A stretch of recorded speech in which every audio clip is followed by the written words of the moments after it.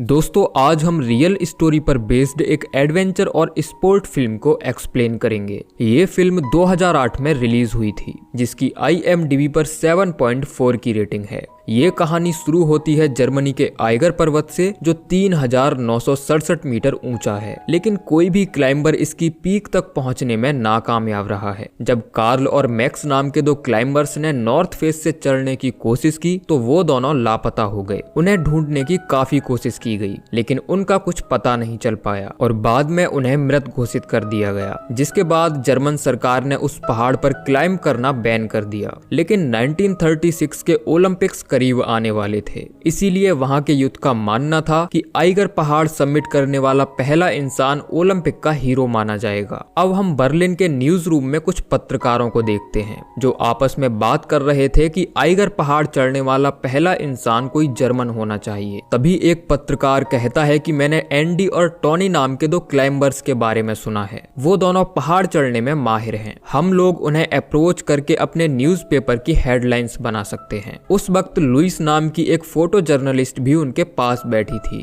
जो टॉनी और एंडी को बचपन से जानती थी। फिर एडिटर चीफ लुइस को टॉनी और एंडी से बात करने टाउन भेजता है। वहीं हम टॉनी और एंडी को माउंट ब्रिगेड के ऑफिस में टॉयलेट साफ करते हुए देखते हैं जिन्हें कर्फ्यू तोड़ने के लिए पनिश किया गया था। अब जब ये दोनों घर आते हैं तो देखते हैं कि लुइस उनका इंतजार कर रही है, जिसे देखते ही एंडी खुश होकर उसे हक कर लेता है। अब वह टॉनी से मिलती है और हमें पता चलता है कि ये दोनों पहले रिलेशनशिप में थे, लेकिन लुइस जॉब करने के लिए गांव छोड़कर शहर चली गई थी। अब ये तीनों एक बार में जाते हैं और लुइस बताती है कि ओलंपिक्स करीब आ रहे हैं, इसीलिए कुछ क्लाइंबर्स आइगर पहाड़ चढ़कर इतिहास में अपना नाम दर्ज करवाना चाहते हैं, लेकिन मैं चाहती हूँ कि ये काम तुम दोनों सबसे पहले करो ताकि पूरा जर्मनी तुम्हें और तुम्हारे काम को सम्मान की नजरों से देखे। एंडी इस काम के लिए फट से मान जाता है। तभी टॉनी कहता है कि तुमने मैक्स और कार्ल के बारे में तो सुना ही होगा, वो दोनों फर्स्ट क्लास क्लाइंबर होते हुए भी पीक तक नहीं पहुंच पाए थे। वहां बहुत खतरा है, इसीलिए मैं ये पहाड़ नहीं चढ़ूंगा। लेकिन अगले दिन टॉनी अपना मन बदल लेता है और उस पहाड़ पर क्लाइंब करने के लिए राजी हो जाता है। अब ये दोनों छुट्टी लेने ऑफिस में जाते हैं, लेकिन उनका ऑफिसर छुट्टी देने से साफ मना कर देता है। लेकिन टॉनी और एंडी पहाड़ चढ़ने का मन बना चुके थे, इसीलिए ये दोनों अपनी नौकरी से इस्तीफा दे देते हैं और अपनी साइकिल उठाकर वहां से अपने घर आ जाते हैं। अब ये लोग घर आकर अपना सामान पैक करते हैं और साइकिल से ही स्विट्जरलैंड के लिए निकल जाते हैं जो इनके गांव से 700 किलोमीटर दूर था। वहीं दूसरी तरफ लुइस और उसके बॉस को पता चलता है कि दो ऑस्ट्रियन क्लाइंबर्स आइगर माउंटेन पर चढ़ाई करने वाले हैं, इसीलिए वह उनका इंटरव्यू लेने लुइस के साथ ट्रेन से स्विट्जरलैंड आ जाता है और ये लोग एक फर्स्ट क्लास होटल में स्टे करते हैं। उधर टॉनी और एंडी 2 दिन के सफर के बाद स्विट्जरलैंड पहुंच जाते हैं और देखते हैं कि यहाँ कुछ प्रोफेशनल क्लाइंबर्स पहले से ही डेरा डाले हुए हैं, जिसके बाद ये लोग भी अपना टेंट लगाना शुरू करते हैं। फिर शाम होने पर ये लोग ऑस्ट्रियन क्लाइंबर्स एडी और बिली से मिलते हैं और साथ में डिनर करते हैं। अब सुबह होते ही टॉनी क्लाइंबिंग की तैयारी करने लगता है। ये लोग प्लान करते हैं कि पहले वे खाना और कुछ जरूरी सामान लेकर पहाड़ पर चढ़ेंगे और उसे सुरक्षित जगह रखकर वापस आ जाएंगे। जब ये लोग नीचे आते हैं तो देखते हैं कि लुइस और उसका बॉस क्लाइंबर्स का इंटरव्यू ले रहा है। लुइस यहाँ एंडी और टॉनी को देखकर सरप्राइज हो जाती है क्योंकि टॉनी ने यहाँ आने से मना किया था। अब चीफ एडिटर उन दोनों क्लाइंबर्स को अपने साथ डिनर पर इनवाइट करता है और ये सभी लोग साथ में खाना खाते हैं। यहाँ से जाने से पहले टॉनी लुइस से मिलता है और उसे वह डायरी देता है जिसे क्लाइंबिंग के समय वह अपने साथ रखता था, लेकिन इस बार उसका लौटना कंफर्म नहीं था, इसीलिए वह नहीं चाहता था कि अगर कल को उसे कुछ हो जाए तो उसकी सारी यादें भी मिट जाएं। अब लुइस उसे किस करती है और कहती है कि मैं तुम्हारे वापस लौटने का इंतजार करूंगी। फिर वह बाहर जाकर एंडी को जगाता है और कहता है कि मौसम बिल्कुल साफ है, हमारे कॉम्पिटिटर से आगे निकलने का यही सबसे अच्छा टाइम है। जिसके बाद ये दोनों रात में ही चढ़ाई शुरू कर देते हैं। तभी ऑस्ट्रियन क्लाइंबर्स भी जाग जाते हैं और वे भी इनके पीछे आने लगते हैं। अब सुबह होने तक ये लोग उस पॉइंट पर पहुंचते हैं जहां इन्होंने अपना सामान रखा था। अब जब एंडी पीटॉन फिक्स कर रहा होता है तभी कुछ पत्थर टूटकर नीचे गिरने लगते हैं, जिनमें से एक पत्थर उस ऑस्ट्रियन क्लाइंबर हेनरी के सर में लगता है और वह काफी जख्मी हो जाता है। उसका पार्टनर एडी वापस नीचे चलने के लिए कहता है, लेकिन ऑस्ट्रियन टीम को मिलिट्री द्वारा स्पॉन्सर किया गया था, इसीलिए ये दोनों खाली हाथ वापस नहीं लौट सकते थे। फिर एंडी उन्हें अपने पीछे आने से मना करता है और कहता है कि तुम लोग किसी दूसरे रास्ते से क्लाइंबिंग करो, लेकिन ये लोग उसी रास्ते से पीछे आते हैं। अब 2800 मीटर ऊपर आने पर उन्हें एक और मुश्किल का सामना करना पड़ता है। दरअसल यहाँ से सीधे ऊपर चढ़ने का कोई रास्ता नहीं था, इसीलिए उन्हें पहाड़ के दूसरी साइड से चढ़ना होगा। फिर एंडी को एक सॉल्यूशन मिलता है और वह रस्सी से लटककर माउंटेन के दूसरी साइड जाने की कोशिश करता है, ताकि वह उस तरफ रस्सी बांधकर एक नया रास्ता बना सके। हालांकि 3000 मीटर की ऊंचाई पर रस्सी से लटकना काफी रिस्की काम था। एक छोटी सी गलती एंडी की जान ले सकती थी, लेकिन वह किसी तरह माउंटेन के दूसरी तरफ पहुंच जाता है और वहां से रस्सी बांधकर नया रास्ता बना लेता है। जिसके बाद टॉनी उन ऑस्ट्रियन क्लाइंबर्स को भी अपनी टीम ज्वाइन करने के लिए कहता है और अब ये चारों लोग साथ में आगे बढ़ते हैं। अब जब एंडी रस्सी वापस खींचने लगता है, तभी टॉनी उसे ये रस्सी यहीं छोड़ने के लिए कहता है, क्योंकि अगर बाई चांस उन्हें वापस लौटना पड़ा तो वे इस रास्ते से नीचे उतर सकते हैं। लेकिन एंडी को पूरा भरोसा था कि वो लोग समिट तक पहुंच जाएंगे, इसीलिए वह उस रस्सी को निकाल लेता है। अब चारों क्लाइंबर्स चढ़ते चढ़ते सेकंड आइस वॉल तक पहुंच जाते हैं, जो 3100 मीटर की ऊंचाई पर थी। अब शाम के 8 बज चुके थे, इसीलिए ये लोग आराम करने के लिए एक लगभग 2 मीटर चौड़ी क्लिफ में रुकते हैं। टॉनी कहता है कि अगर सब कुछ ठीक रहा तो हम कल चढ़ाई पूरी कर लेंगे।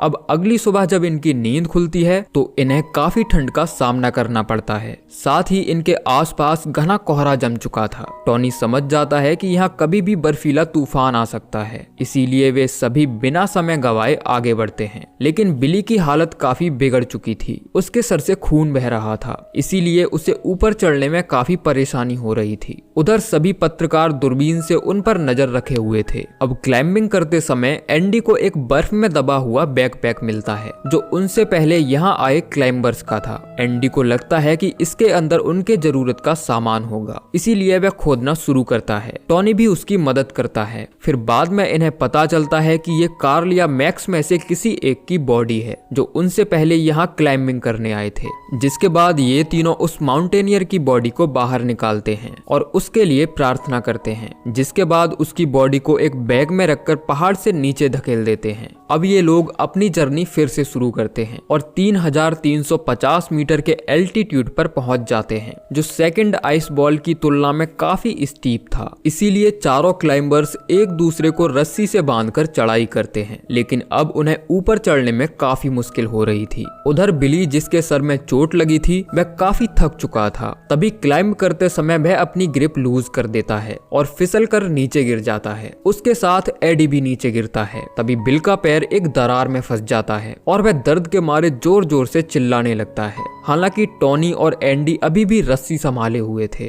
अब एडी रस्सी से ऊपर चढ़कर बिली तक पहुंचता है और देखता है कि उसका पैर क्लिफ में फंसकर टूट चुका है, यानी कि अब चारों का एक साथ टॉप पर पहुंचना इम्पॉसिबल था। अब टॉनी और एंडी के पास दो रास्ते थे, या तो वे ऑस्ट्रियंस को छोड़कर समिट की तरफ बढ़ें या फिर बिली को लेकर नीचे जाएं। एंडी कहता है कि हम यहाँ समिट के लिए आए हैं, इसीलिए हमें आगे बढ़ते रहना चाहिए। टॉनी कहता है कि बिली को डॉक्टर की सख्त जरूरत है, वरना खून बहने से उसकी जान चली जाएगी, इसीलिए हम उसे लेकर नीचे जाएंगे। एंडी कहता है कि हम पीक के बहुत नजदीक हैं, अगर आज हम वापस चले गए तो शायद कभी जिंदगी दोबारा ये मौका ना दे। टॉनी एंडी को समझाता है कि यहाँ दो इंसानों की जान का सवाल है और कोई भी समिट इंसानियत से बढ़कर नहीं होता, इसीलिए वे आखिर में बिली को नीचे ले जाने का फैसला करते हैं। अब शाम होते होते यहाँ तेज बर्फबारी होने लगती है। फिर ये लोग एक दरार में रुककर रात बिताते हैं और अगली सुबह फिर से बिली को नीचे उतारने की कोशिश शुरू हो जाती है, लेकिन मौसम के हालात काफी बिगड़ चुके थे और धीरे धीरे उनके चारों तरफ बर्फ जमने लगती है। पूरे दिन में ये लोग केवल कुछ मीटर ही नीचे आ पाते हैं। अब अंधेरा होने से पहले ये सब 3170 मीटर के एल्टीट्यूड पर रुक जाते हैं। यहाँ आते आते इनकी सभी सप्लाईज भी खत्म हो चुकी थी और तूफान भी थमने का नाम नहीं ले रहा था। उधर लुइस एंडी और टॉनी को लेकर काफी परेशान हो रही थी। इसीलिए वह आइगरवेंड स्टेशन पहुंचती है जो 2865 मीटर की ऊंचाई पर बनाया गया था। वह यहाँ से एंडी और टॉनी को जोर जोर से आवाज देती है। एंडी उसकी आवाज सुन लेता है और कहता है कि हम जल्दी ही नीचे आ रहे हैं। अब ये लोग जल्दी ही उस पॉइंट पर पहुंच जाते हैं जहाँ से इन्हें पहाड़ के दूसरी तरफ जाना है, लेकिन उस तरफ जाने के लिए रस्सी नहीं थी जिसे टॉनी ने एंडी को खोलने से मना किया था। अब एंडी फिर से रस्सियों को दूसरे छोर पर बांधने की कोशिश करता है, लेकिन अब पहाड़ पर बर्फ जम चुकी थी और बार बार प्रयास करने के बाद भी वह ग्रिप नहीं बना पाता। टॉनी कहता है कि अगर हम ऐसे तूफान में यहाँ रुके तो ठंड से जमकर मर जाएंगे, इसीलिए हमें सीधे ही नीचे उतरना होगा। अब ये लोग इंजर्ड विली को सबसे पहले नीचे उतारना शुरू करते हैं। इससे पहले कि विली नीचे आ पाता तभी अचानक ऊपर से एवेलांच आ जाता है जो एंडी को अपनी चपेट में ले लेता है, जिसके बाद ऑस्ट्रियन क्लाइंबर का सर पत्थर से टकराता है और मौके पर ही उसकी मौत हो जाती है। उधर एंडी चोट लगने से बेहोश हो चुका था और बिली भी उसी रस्सी से नीचे लटका हुआ था। हालांकि टॉनी अकेले अभी भी उस रस्सी को पकड़े हुए था। थोड़ी ही देर में एंडी को होश आ जाता है और वह रस्सी के सहारे फिर से ऊपर चढ़ने लगता है। अब वह देखता है कि दूसरे ऑस्ट्रियन क्लाइंबर की भी मौत हो चुकी है। उधर जिस लास्ट पीटॉन से रस्सी बंधी हुई थी वह भी बाहर आने लगती है। टॉनी उसे बार बार फिक्स करने की कोशिश करता है, लेकिन एंडी जानता था कि एक सिंगल पीटॉन 4 क्लाइंबर्स का वजन नहीं रोक सकती। इस कोशिश में उसके दोस्त की भी जान जा सकती है, इसीलिए वह टॉनी को बचाने के लिए चाकू से रस्सी को काट देता है और अपने दोस्त को बचाने के लिए अपनी जान कुर्बान कर देता है। ये देखकर टॉनी फूट फूट कर रोने लगता है। वह समझ नहीं पाता कि अब वह क्या करे। फिर टॉनी ठंड से बचने के लिए अपना स्लीपिंग बैग बाहर निकालता है ताकि वह यहाँ रुककर रेस्क्यू टीम के आने का इंतजार कर सके, लेकिन हड़बड़ाहट में उससे वह बैग भी नीचे गिर जाता है और अब उसके पास ठंड से बचने का कोई रास्ता नहीं था। अब टॉनी मदद के लिए जोर जोर से चिल्लाने लगता है। तभी लुइस उसकी आवाज सुन लेती है और वह टॉनी को बचाने के लिए नीचे से रेस्क्यू टीम को बुला लाती है। ये लोग टनल वाले रास्ते से होते हुए आगे बढ़ते हैं और जल्दी ही इन्हें टॉनी की लोकेशन का पता चल जाता है, लेकिन इस तेज तूफान में उसे रेस्क्यू कर पाना पॉसिबल नहीं था। इसीलिए ये लोग तूफान के थमने का इंतजार करते हैं। उधर टॉनी कह रहा था कि प्लीज मुझे लेने वापस आ जाओ, मैं मरना नहीं चाहता। फिर लुइस टॉनी के नजदीक जाती है और कहती है कि तुम अकेले नहीं हो, हम सुबह होते ही तुम्हें रेस्क्यू कर लेंगे।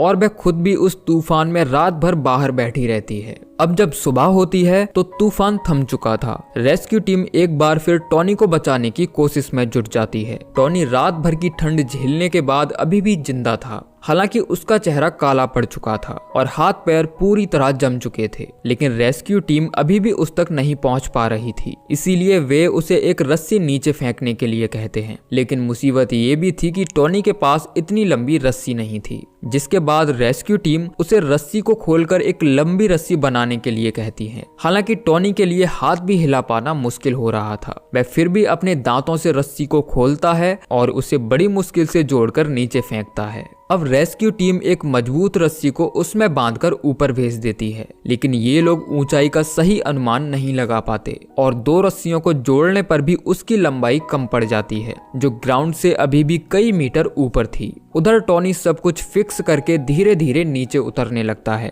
लुइस उसे नीचे आता देख बहुत खुश होती है। अब जब वह ग्राउंड से कुछ मीटर ऊपर होता है तभी रस्सी में लगी नॉट उसके हुक में फंस जाती है और वह नीचे नहीं आ पाता। इधर ऊंचाई पर होने के कारण रेस्क्यू टीम भी उसकी कोई मदद नहीं कर पाती। अब नीचे उतरने का एक ही तरीका था कि टॉनी किसी तरह खुद ही उस नॉट को निकाल ले, लेकिन उसकी बॉडी पूरी तरह जम चुकी थी और काफी कोशिश करने के बाद भी वह नीचे नहीं आ पाता। अब वह उस रस्सी के सहारे बीच में ही लटके हुए था। तभी लुइस थोड़ा ऊपर जाकर टॉनी का हौसला बढ़ाने की कोशिश करती है, लेकिन उसके लिए अपने हाथ हिला पाना भी मुश्किल हो रहा था। टॉनी कहता है कि लुइस मुझे बहुत ठंड लग रही है और तभी वह अपनी आखिरी सांस लेते हुए दम तोड़ देता है। लुइस के सामने हुई ये घटना उसकी जिंदगी का सबसे दर्दनाक पल था। वह लुइस को पसंद करती थी और पूरी लाइफ उसके साथ बिताना चाहती थी, लेकिन वह चाहकर भी टॉनी को नहीं बचा पाई और यह दर्दनाक हादसा इतिहास में हमेशा के लिए दर्ज हो जाता है। अब मूवी के लास्ट में बताया जाता है कि लुइस ने अपनी जॉब छोड़ दी और उसने अपने ही टाउन में फोटोग्राफी का काम शुरू कर दिया। फिर 1938 में टॉनी और एंडी के रूट को फॉलो करते हुए ऑस्ट्रियन और जर्मन क्लाइंबर्स ने मिलकर आइगर माउंटेन को सबमिट किया और इसी के साथ ये सच्ची कहानी एंड होती होती है। तो दोस्तों ये थी कहानी नॉर्थ फेस मूवी की, जो जरूर आपको पसंद आई होगी।